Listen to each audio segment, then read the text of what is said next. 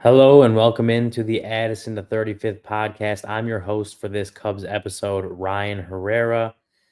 It has been a little bit since we talked, and since then, the Cubs, on their long homestand, have done a really good job. Just for clarity's sake, we were recording the Saturday night after a 4-0 loss to the Phillies, but the Cubs have have done a really good job against playoff caliber teams on this homestand. They had a 13-11 win against the Diamondbacks to start off the homestand last Friday. We'll talk about that in a second. Then a 6-2 win, and then a 3-2 loss on Sunday against the Dodgers. 2 game set during the middle of the week, an 11-10 extra inning win, and a 7-6 win to sweep that series. And then so far against the Phillies, a 4-0 win on Friday, and then that 10-4 loss today. Listen, the Cubs are in, again, as we talked about last week, Cubs were in a good spot, right?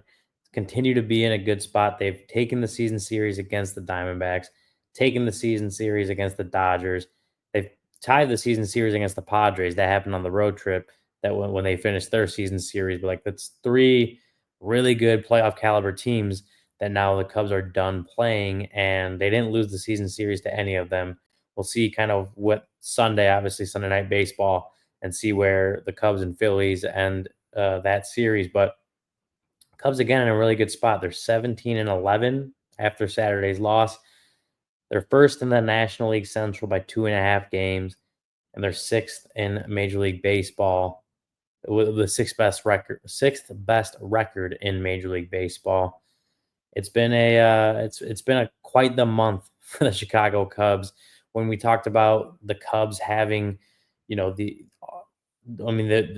depending where you look, like the hardest the hardest month of any month a team is going to have this season. I mean, you look at different websites and their strength of schedule, and they've had one of the hardest, if not the hardest, strength of schedule based on the teams they've played so far. And the schedule is going to start lightening up soon, and so that's obviously a good thing to be going into a little bit lighter part of their schedule coming up.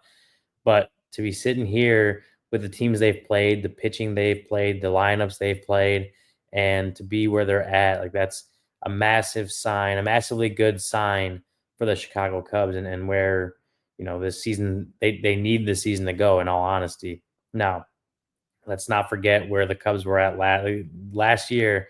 The Cubs were in a really coming off that 2023 end of season, honestly collapse, and where they were had a firm control of a playoff spot in September, and then lost it towards the end of the season. Coming off that, going into 2024, they had a nice April. I don't remember the exact. I believe it was like April 26th or something like that, 27th, and they were 17-9, and look to be on track to claim that one of those postseason spots. And then the wheels fall off in May and June, and couldn't get themselves out of that hole that they dug themselves in those 2 months. So that's just the caveat of it's still early in the season, still have a lot of baseball left to play. They've played 28 games, which means trying to do the quick math in my head, but that means they have 34 games left to play in the season. A lot of baseball left to go. Injuries happen, underperformance happens, slumps happen, and they're gonna have to when those do happen, like they're gonna have to be able to weather that. But so far, with anything that has gone wrong for the ball club so far, and like that's Justin Steele obviously is the number one as far as things that have gone wrong so far this season. Losing Justin Steele for the rest of the season, um, you know, good signs. Seeing a lot of good things from this team, and they've put themselves in a really good position here as we get close to the end of April. And yeah, that's what you needed to see. You needed to see them go up against playoff caliber teams, the schedule they had in March and April, go up against them and show them that they can be competitive. And not only have they done that, they've shown them that they are competitive against those teams. They can win games. They can win series against those teams. That's huge, right? Like just again thinking about this 2 game set against the Dodgers, the defending world champions, lineup that lineup with multiple Hall of Famers in it, good pitching staff, and they're able to go out and take 2 more games against them and win that season series. That's a huge step, not just for right now in April and feeling good about the team, but when it comes down to it and at the end of September and going into October, if the Cubs are where they need to be, having those season series victories against other potential playoff teams, that could go a long way. That could be the difference between, them being, assuming or saying in the scenario that they win the National League Central, right? And having the season series over the Diamondbacks and over the Dodgers could be the difference between where they're seated in a playoff in that playoff bracket. So again, great signs from this team, great start from the team. Have to keep it going over the next 134 games, whatever that is, and you have to keep that going. But it's been the start you needed to see out of the Chicago Cubs. Talking about some of these games, though, I do want to highlight the two of the craziest games I've watched, at least in recent memory, when it comes to the Cubs. And the first one is that homestand opening game against the Diamondbacks, April 18th, so last Friday. That 13-11 victory, and the Cubs kind of were in the driver's seat for a while. And I got to remind everyone that the wind was blowing out. The wind, the wind was blowing way out. It felt like it felt like the perfect day for offenses to go crazy.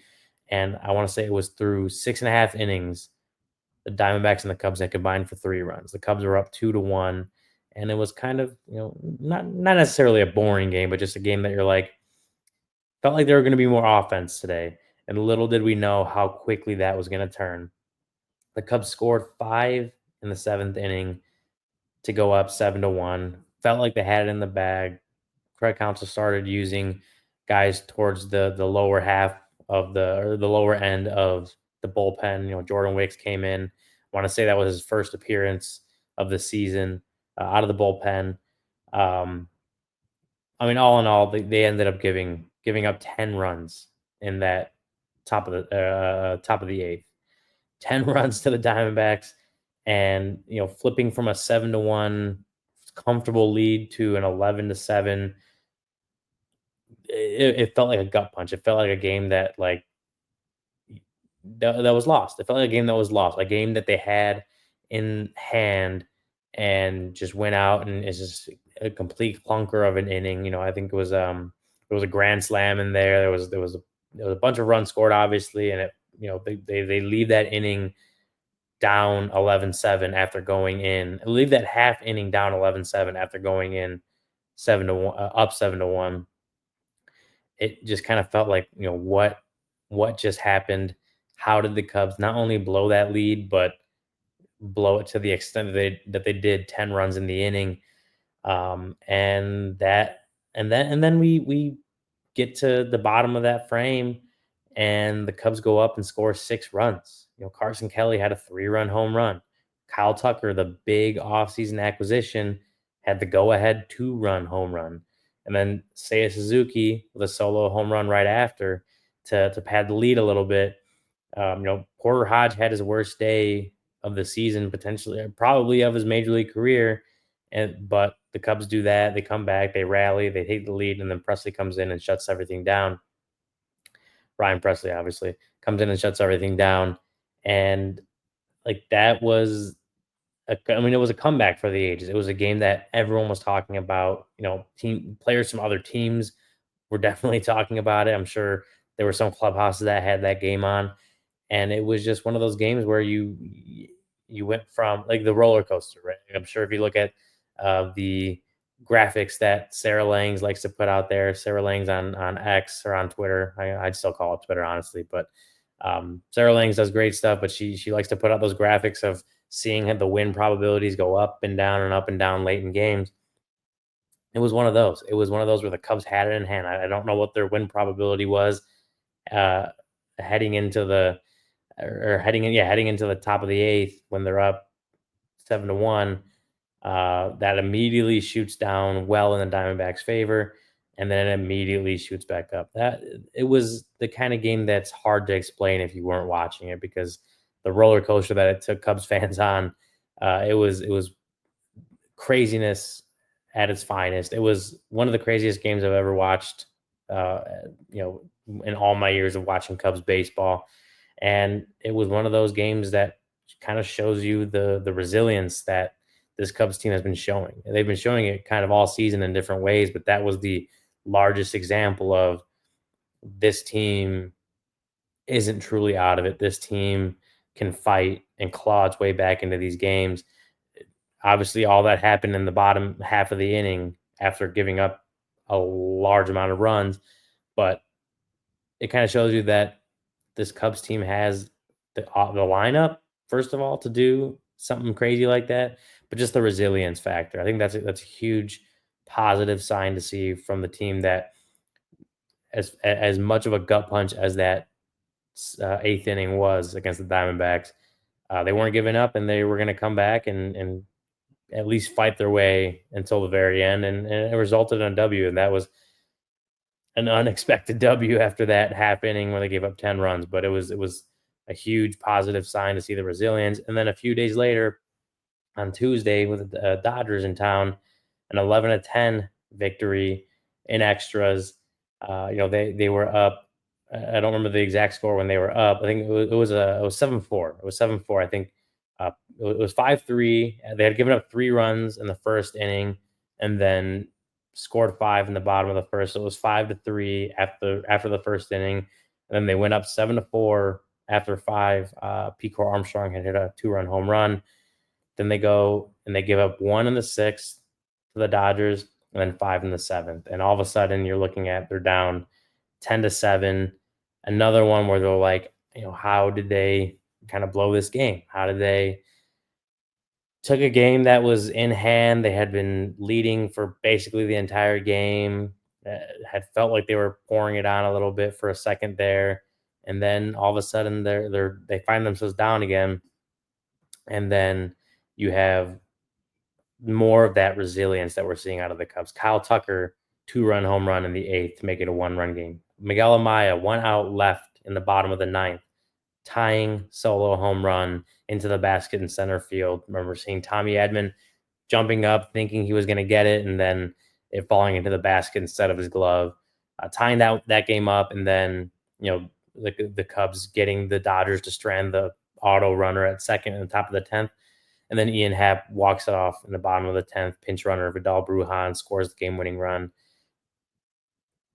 Those are two big examples of, again, resilience and fight and the kind of toughness that you need to see in teams when they get hit in the mouth, right? When they get punched in the mouth, how do you respond? In those two games, the Cubs showed that they have the ability to respond and fight, and they have the resilience, and they can go out even when they're getting punched in the face, go out and still win a ball game.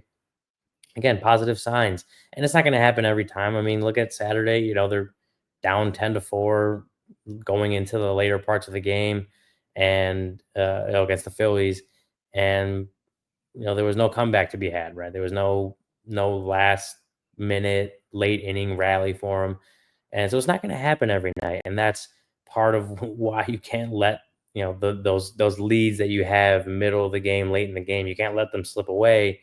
But I think we've seen enough examples now of the Cubs fighting back, showing that resilience that I think the feeling is now when they are down late in the game, you still have a feeling that they can come back, right? Like I think we can talk about the last few years of Cubs baseball and just didn't always feel like they had that. Didn't always feel like they had that, or they were giving you that feeling that a comeback was inevitable. This Cubs team is starting to give you that in April, especially with those two big comebacks, those big rallies against the Diamondbacks and the Dodgers. But just overall, like you're getting that feeling that this team can still fight and come back late in games or whenever they're down, that they can rally and come back and fight. And that's, I'll say it again, it's a huge positive sign for a team when they're put themselves in a good spot to get to where they want to go. Like, and obviously, a lot of that credit has to go to the offense. You look at their WRC plus. These stats are entering Saturday. They've probably changed a little bit with Saturday's games, but entering Saturday, WRC plus of 128, which is second They scored the most runs in baseball with 167, most runs by 28, I believe, or 26, something like that. They had a 10.3% walk rate, which was fifth in baseball, compared to a 20.9% strikeout rate, which was ninth. They were slugging 461, which is first, on base percentage of 347, first, batting average of 267, first, weighted on base average of, I believe that's 354, that's first, an OPS, so 808, first. They've been wreaking havoc on the bases. They had the most stolen bases, 44, and their base running runs above average, which is that Fangraphs base running overall metric, 5.0, which was first. Again, those stats are entering Saturday, so aren't necessarily up to date after Saturday's games going into Sunday. But clearly, you're seeing a Cubs lineup, a Cubs offense, position player group that's doing a lot of good things. And again, against there's good pitching that they're facing. Good, whether that is with the Dodgers, the Diamondbacks, or the Padres, or whoever it's been so far to start this year. Good pitchers, good starting rotation, good bullpens, good pitchers that they're facing, and they're putting up these kind of numbers. When we had questions about the offense, and not necessarily that they couldn't get it done this season, it was just like you added Kyle Tucker, who is a superstar bat, has the proven track record over the last few years of being a superstar bat, but you had Ian Happ, who's consistently been a good hitter, not a star level hitter, but consistently been a good hitter.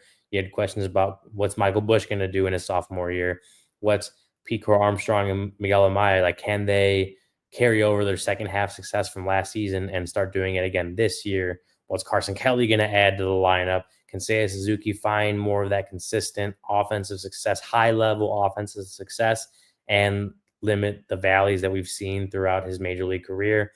Can Dansby Swanson start to pick it back up and get back to the Dansby Swanson that isn't a below average hitter? And how is Nico Horner going to do coming off surgery? Dansby also obviously had his own offseason surgery, but Nico Horner was the one that missed Tokyo, and his opening day status was going to be in question for at least the stateside opener. Like, those were all question marks, and for the most part, a lot of those guys have answered the call. A lot of those guys have gone out and had really good starts to their season and are helping this offense run with really no issues. There's of course been some low scoring games, some clunkers from the lineup, and that again is going to happen in a 162 game season. But the offense as a whole has performed like one of the best units in baseball. And whether that is whether they're blowing teams out, right? Like that one Saturday in LA, I think that was a 16-0 win, or whether they're doing these big late comebacks against playoff caliber, potentially deep into October caliber teams. That's huge. That's huge positive signs from those guys. And I mean, you got to give it up to the lineup for being resilient and showing that they have the mettle, they have the resilience, they have the toughness to come back. Of course, I mentioned Pete Armstrong, and if he could carry over that second half success from last season that we saw him sort of take off at the plate and start to figure a lot of things out at the plate. He had a really rough first couple of weeks. It was a slow start offensively to the season, and then you find yourself wondering, okay, can he turn it on? Can he start to find that Pete Armstrong second half 2024 guy and be a force in that lineup? And over the last couple of weeks, he's gotten it done. Entering Saturday, these are some of his numbers: a 295 average, a 339 on base percentage, 543 slugging percentage, a 146 WRC plus, which is 46% above league average, 5 home runs. I mean, Kyle Tucker is the guy, as I mentioned. He's the guy that had the track record of offensive success over years of star level success, and he's the one. He's the straw that's stirring the drink right now with that 181 WRC plus, which again entering Saturday ranked ninth in baseball. He had put together a 1.7 wins above replacement. That's Fangraphs, which was fifth in baseball. Pete Armstrong, with the rise of his offensive numbers the last couple of weeks, the way he's taken off offensively at the plate, with his elite defensive skills, with his base running prowess, entering Saturday had 2.0 wins above replacement. Again, according to Fangraphs, that was third in baseball behind Aaron Judge and Corbin Carroll. If you're watching me on YouTube right now, on the rundown on the left side of the screen, I asked the question: Is PCA a star? Probably should have said, "Is PCA becoming a star?" Right? That's probably a better question. But from the looks of it, the guy is becoming a star. He is hitting at a level that I don't think anyone expected him to be hitting at. Uh, over over a full season, we'll see if that can last. But he has done so well over the last couple of weeks that he has taken his numbers from. I mean, I don't remember where his WRC plus was after the first few weeks of the season. It was well below average. It was well under 100, telling you that he just was not getting it done at the plate. He has flipped those numbers completely. It obviously is a really hot stretch that's frankly unsustainable over a long season. But this kind of shows you that that type of hitter can be in there for stretches, and if he can be anything closer to that, or just between that, where again 146 WRC plus, between that and what league averages at 100, if he can be in there, like, you're looking at a guy bordering on star level, right? I mean, maybe even star level with when you consider his defense and his base running. I mean, if you look at his baseball savant page, like, a lot of those hitting stats, expected batting average, expected slugging, hard hit rate, all that stuff. There's a lot of those things that are sort of in the middle, more towards league average, and part of that had to do with the way he wasn't swinging the bat well early in the season, and there were a lot more blue on that, which means to the left of that baseball savant page, a lot more blue early in the season. The fact that he's gotten those closer to league average, if not better than that, again, shows you how well he's hit the last couple of weeks of the season. But I want to point out, if you go look at those, his base running and fielding stats, he has 100%, again, entering Saturday, 100th percentile base running and 100th percentile fielding run value. 100th percentile, like at the top of the league kind of stats, along with an 83rd percentile batting run value. He was 100th percentile in range, which is outs above average. That was 6 outs above average so far the year, to go along with 6 defensive runs saved. He had a 92nd percentile arm value, 95th percentile arm strength, and then 96th percentile sprint speed. And I remember someone put out like a top 10 list of sprint speeds and stuff, and to not see Pete Crow-Armstrong at the top of that, I think it was because Byron Buxton had taken over first place. To not see Pete Crow-Armstrong on that list was a little surprising, but you're still talking about a guy in the 96th percentile with the sprint speed. So just, again, elite defense, Gold Glove caliber defense, elite base running, just guy that's going to cause havoc on the base, whether it's stealing bases, whether it's going for first to third or first to home on a shallow, whatever it is, right? Like, this guy going to take the extra base, he's going to steal bases. He's doing that a lot. He's saving a bunch of runs. I remember, I don't remember which Dodgers game it was, but watching it from the press box, and so, like, seeing it on TV doesn't always do it justice when you're talking about what really good fielders can do, right? They don't have necessarily the best angles. You don't get the whole field view watching a play go down in real time. Tommy Edman smoked the ball to the outfield. It was a line drive, was going to be a hit. Should have been a hit. And maybe with most other outfielders out there, center fielders out there, it probably would have been a hit. PCA made it look nearly routine. If you were watching it on TV, it probably looked like a line drive that was well hit, but just right at the fielder, or maybe didn't pull him too far away from where he was positioned. He the instincts you see when you're watching PCA in real time are off the charts as far as the center fielder goes. That obviously helps with the defense because he's getting good jumps, taking good routes, making the catch, doing all that. Like, he made it look easy, he made it look routine. And I know it's not. I know that's not an easy play. regardless of what it looks like out there. He makes it look easy. Making those plays look easy, in my mind, tells me that you're a really, really, really good fielder. And that's what we're seeing from Crow-Armstrong, an elite defensive center fielder, an elite base runner, and now over the last couple weeks, the the batting, the hitting, the plate presence, all that stuff is coming around and he's thriving at the plate. Of course, he had a I think an over 4 day today on Saturday. So some of the numbers I did list off probably changed, probably went down a little bit, but still a guy that is having a really good year. I mean, when you're talking about 2 wins above replacement at 23 years old, third in baseball, and it's not even the end of April. When I ask the question, is PCA becoming a star? I'm not saying he's a star yet. I think there's still a lot for him to prove out there, including doing something like this or anything close to it over a full season. Like it's not going to happen just by having a really strong April. But is he becoming a star before our very eyes? It's hard to say that he's not. I think he's taking Major League Baseball by storm. I mean, when Dave Roberts, the manager of the Dodgers, is saying Crow-Armstrong has really killed us, right? And he's saying like or joking that he should get him some wine or some golf balls for all the success that he's having against the Dodgers, like stuff like that. You are opening eyes and making people watch across the league. That's what Crow-Armstrong is doing. That's what star players do. And can he be that star player for the Cubs?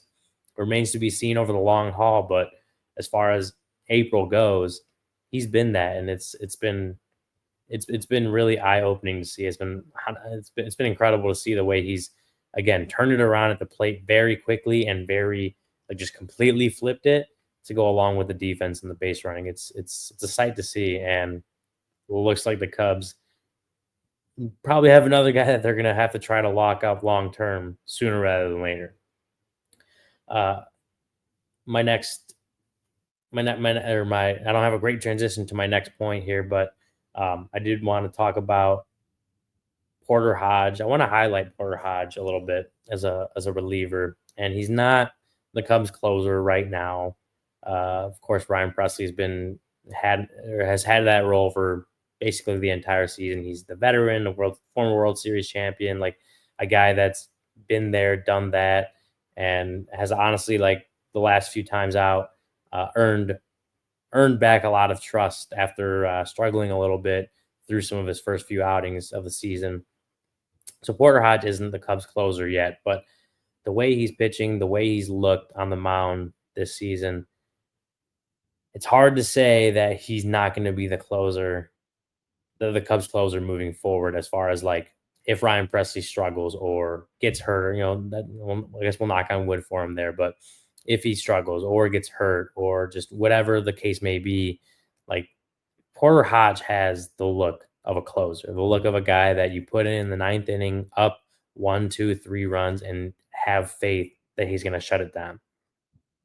Obviously, if you look at the raw numbers, they don't look, they don't reflect what I'm saying. He's got a 5.68 ERA. That's 8 earned runs in 12 and 2/3 innings over 13 games. A 5.68 ERA just on the surface on its own does not look great. And if you just saw that number, I would understand if you were concerned about it or just didn't think this guy had it, right?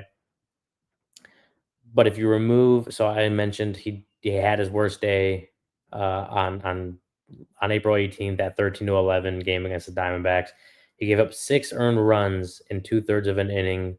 Uh, if you remove those, no, if you remove that game from Porter Hodge's game log this season, he's at a 1.50 ERA.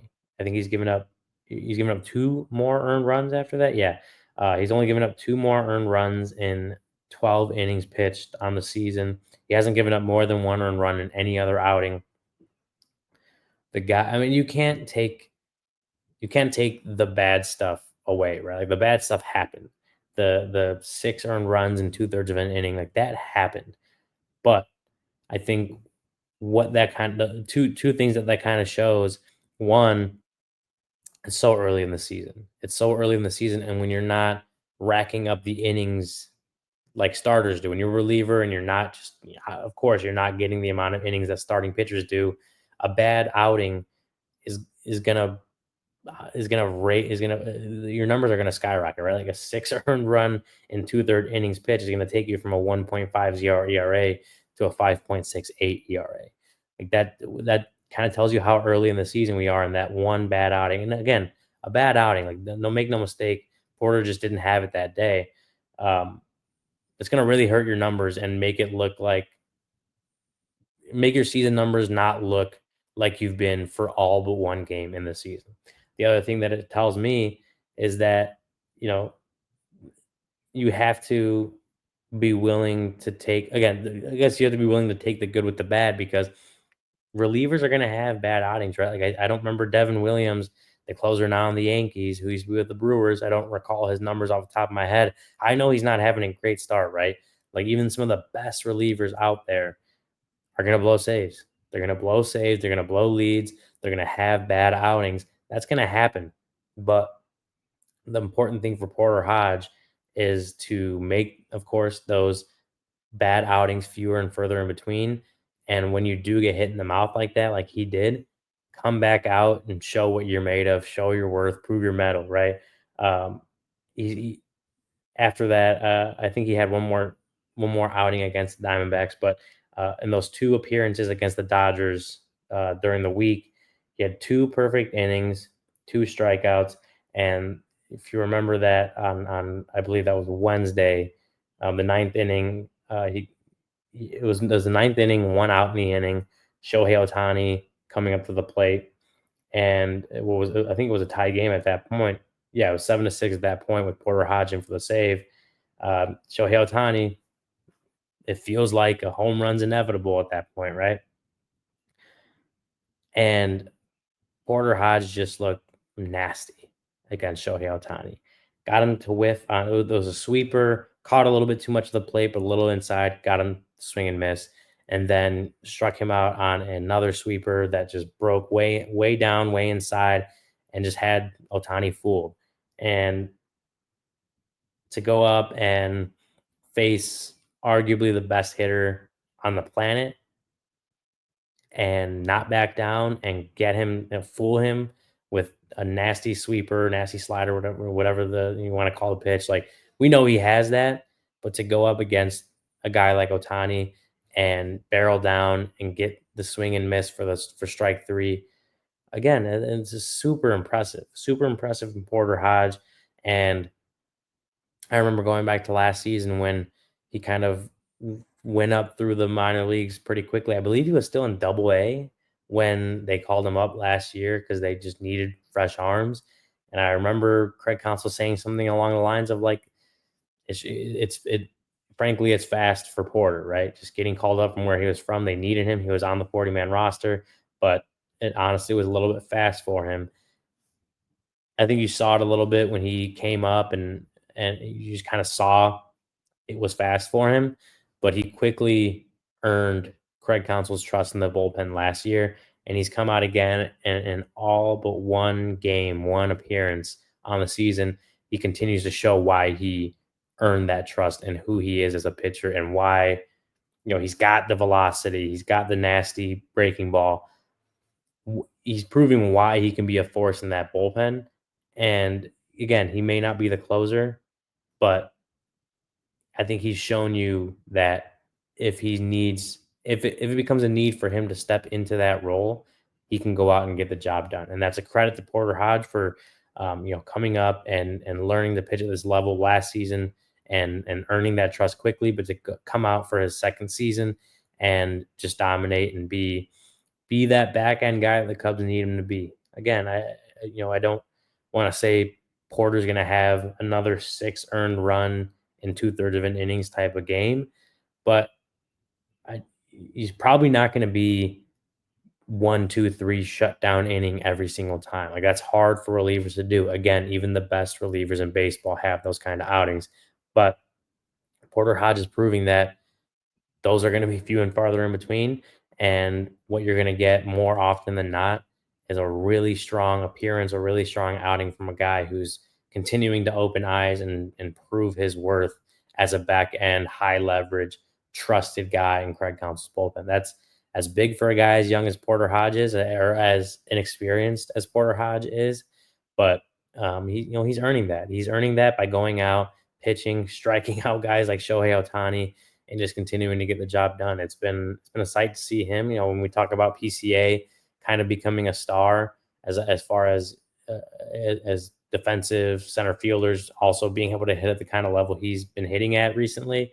Porter Hodge is becoming a star in his own right as far as back end guys, and a guy that you can definitely see closing games for this Cubs team for the foreseeable future. It may not be this season, right? Depends kind of what Ryan Presley is as far as production goes, as far as health goes. But Porter Hodge continues to feel like a kind of guy that, yeah, he could be a closer for this ball club. He's going out and proving that like they need him to start closing games.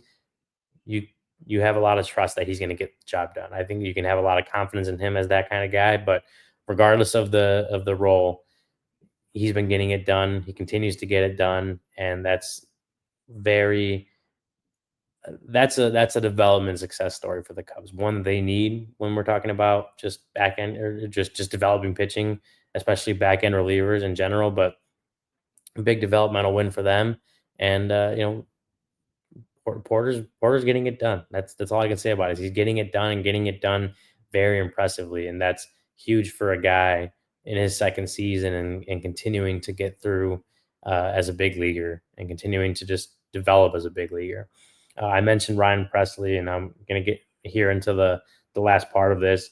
Ryan Presley did have his knee drained of fluid. Craig Counsell told reporters this week, so he was not available during the Dodgers series. That's something that came up on Wednesday when Porter entered the game and Presley didn't for that save opportunity. It sounds like it's not going to be a long term thing. It sounded like Craig Counsell told reporters that it happens more often with players than people, the media or fans realize. Like it's more of a common thing than you'd think. So it kind of remains to be seen when Ryan Presley is going to be good to go again. It sounds like he's throwing and feeling good, and so it remains to be seen when he's going to be back. But probably shouldn't be too long in the future, if not even Sunday, maybe. I guess we'll see with that. But Presley, I want to mention when I talk about Porter Hodge getting the job done and kind of doing it since day one to start the year. Presley obviously had concerning elements to his relief appearances over the first few with walking guys or giving up hits. I don't remember if he blew a save. Uh, I don't remember if he's blown a save yet this season, but he's definitely come close at least a couple of times. Uh, but over the last 5 outings for him, no walks, no runs, and only 3 hits. So the strikeout rate is still not super high, but he's limiting the hits. He's not walking guys anymore, at least over the last 5 outings, and he's keeping them off the board. And you're talking about a guy that's pitching at the back end of your bullpen, back end of games, high leverage moments, save opportunities. You need a guy that's just going to go out and get the job done. It might not be the cleanest all the time, but you need a guy that's going to get the job done. And more recently, Ryan Presley's shown that he can be that guy. So again, we're talking about huge signs early in the season. Another huge sign for the Cubs is that he's going out and doing a better job of getting the job done well.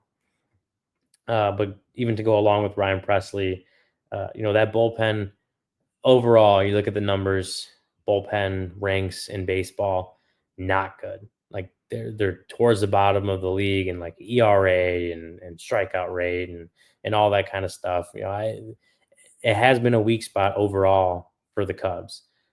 Through the first 28 games, right? Like if you look at the raw numbers, you look at some of the advanced stats, and it has been a weak spot for the Cubs. And of course, that's concerning, especially when you go through the off season, you miss out on a guy like Tanner Scott, you don't get a guy like Kirby Yates or some of these guys that the Cubs definitely targeted, didn't get, and Presley became the big addition as far as the bullpen goes. Some other smaller names, and you just don't. I definitely understand why there wasn't a ton of confidence with the bullpen going into the season, coming out of the off season, and I certainly understand why there's not a whole lot of confidence in the bullpen when you look at the numbers through basically all of April. Get it, but I do think the bullpen has started to stabilize a little bit more. They've had some of those outings where the numbers kind of skyrocket, or just too many runs given up in one game or by one guy, and that obviously overall hurts the bullpen's numbers. But I do think that they have started to look better overall the last couple of weeks, and you see the path forward for a stronger bullpen. Maybe not the best bullpen reliever unit in baseball, but a stronger bullpen. I mean, the Cubs did make that trade the other day for Drew Pomeranz, a veteran guy. Um, he got called back up on Wednesday. He's made two appearances, two and a third scoreless innings, and he's not that back end high leverage guy, but he's another lefty. Put him in that bullpen, can kind of or give Council another option to use against certain pockets of lineups later on in games. And so far so good for him as in his first couple appearances with the Cubs. And so we'll see kind of where that goes from here, where everything goes from here with him, how Council uses him, how his performances look. But so far, so good. And Brad Keller a he had his own blow up out of the bullpen the other day on Tuesday, I believe. It was four earned runs, 5 runs total in a third of an inning. So they're kind of like with Porter Hodge, like you're not going to be perfect every time, and frankly, there's going to be times when you are just don't have it, and you get hit around a little bit. That happened with Brad Keller that day, but otherwise, he's been a really good reliever for the Cubs and looking like that guy that emerged in spring training that you're like, he's not on the 40 man, but he deserves a spot.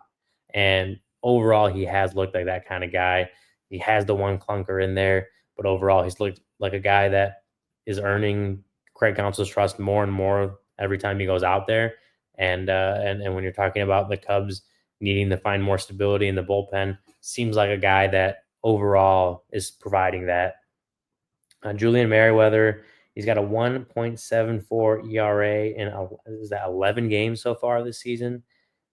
He's looking like that 2023 version of Julian Merriweather, that guy that the Cubs brought in and emerged over the year as arguably their most trusted reliever, right? Like he was a guy that wasn't getting all the save opportunities, but he was going in his spots, some high leverage moments, some big innings, facing some tough pitcher or some tough hitters, and pitching very well and becoming that one of those reliable options for David Ross.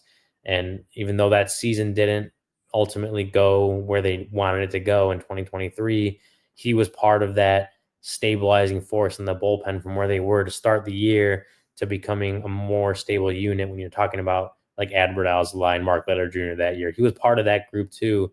And so far through the first 11 games of the season, he's looking like that kind of guy again, coming off 2024 injury riddled, some underperformance when he did actually get the pitch, but looking more like that guy we saw 2 years ago, which again with some of these other guys is a huge weapon or arm to have in that bullpen if he can continue to keep it up.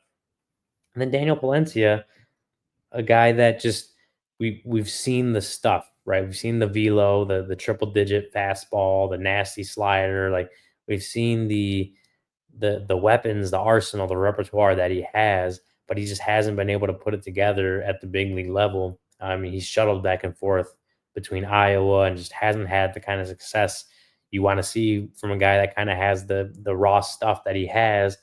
But so far in 6 games with the Cubs, a 2.35 ERA.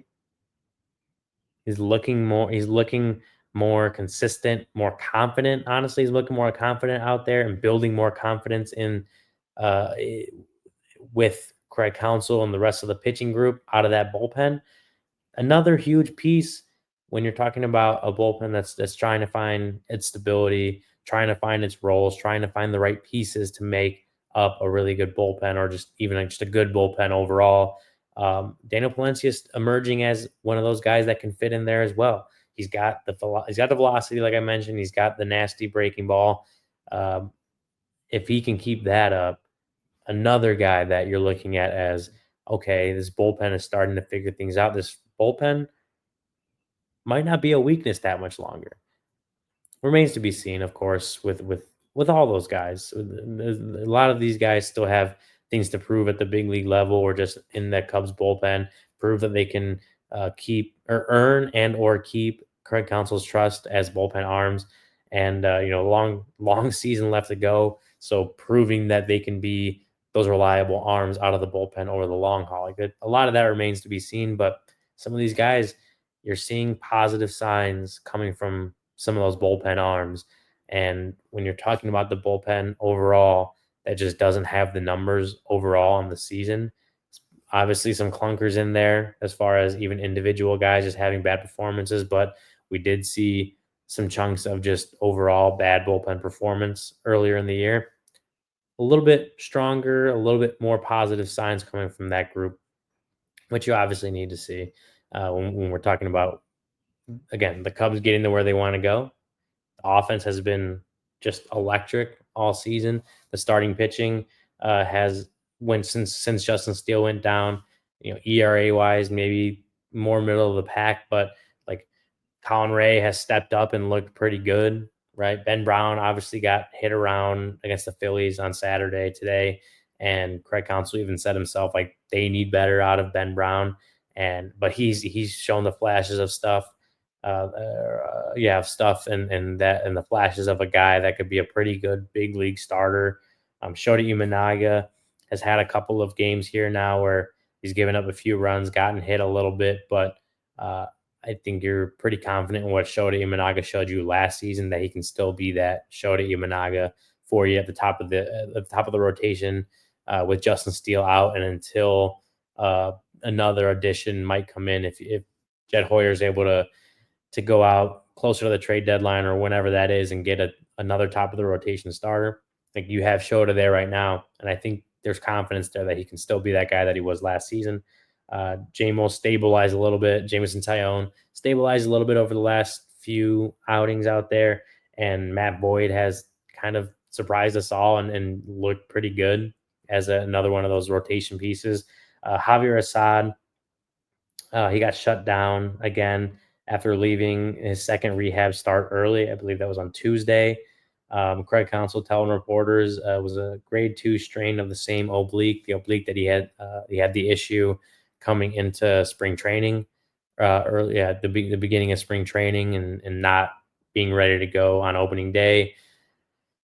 That's tough when you're talking about depth for Javier Assad. It's tough when you're talking about Justin Steele's already out for the year. You're down arguably your best starter, and Assad at the very least was a good depth piece coming back. And now it seems like they're kind of starting over with that process after the oblique became an issue again in that rehab start. Um, so right now you're left with a rotation of Shota Imanaga, Jameson Tyone, Matthew Boyd, Ben Brown, and Colin Ray. As far as who's the rotation right now, Jordan Wicks is there as depth piece. Maybe Kate Horton a little bit later towards the summer or in the summer can be part of that depth. But that's kind of where you're left at right now. But going back to what I was saying, the rotation since Justin Steele went down, or since the last time Justin pitched, and definitely since it was uh, it became that he was going to be out for the rest of the season. I think the starters have done a pretty good job, and I know their ERA since in that stretch since Justin Steele last pitched to now is towards the middle of the pack. So not spectacular by any means, but definitely not on the wrong end of things either. And we'll see how far that goes. But when I talk about my original point, the offense is firing at all cylinders. It seems like the starting pitching has been good enough for the most part, and especially when they're not having Justin Steele pitching every fifth day, that's positive. The bullpen can't be a weakness if the Cubs are going to get to where they want to go. If they're going to get to the postseason and potentially make a run, the bullpen can't be a weakness. So it's good to see positive signs from some of those bullpen arms and looking like they can help turn that bullpen. I don't know if I would necessarily say yet that it's going to become a strength, but move it out of weakness territory and closer to strength, or just positive vibes, positivity out of that bullpen. Yeah, positive signs coming from some of those guys, and that's where they need to go, because the starters are doing a decent job, and the offense is carrying the load, and the bullpen's got to make sure that that offense doesn't need to carry the load all season, and not let the ship sink if that offense takes a little bit of a dip at various points. It's necessary, and so to see some of those arms showing those positive signs, that's also good to see. That'll do it for this week's Addison the 35th podcast Cubs episode. We're talking Cubs comebacks here, talking PCA, and if he's becoming a star, Porter Hodge in the bullpen. But yeah, I appreciate the support that we've gotten so far. Would appreciate more. So, like, if you're watching us on YouTube, like, subscribe, leave a comment. If you're listening on your favorite podcast platform, rate, review, subscribe. Tell your friends, tell your family, tell your neighbors, tell everyone. Would love the support. My guy Herb Lawrence is going to have another Sox episode on the if you're on the Sox side of things, he's going to have another Sox episode coming up out here soon. But yeah, appreciate everyone listening and watching. I will talk to you later. Until then, have a good one.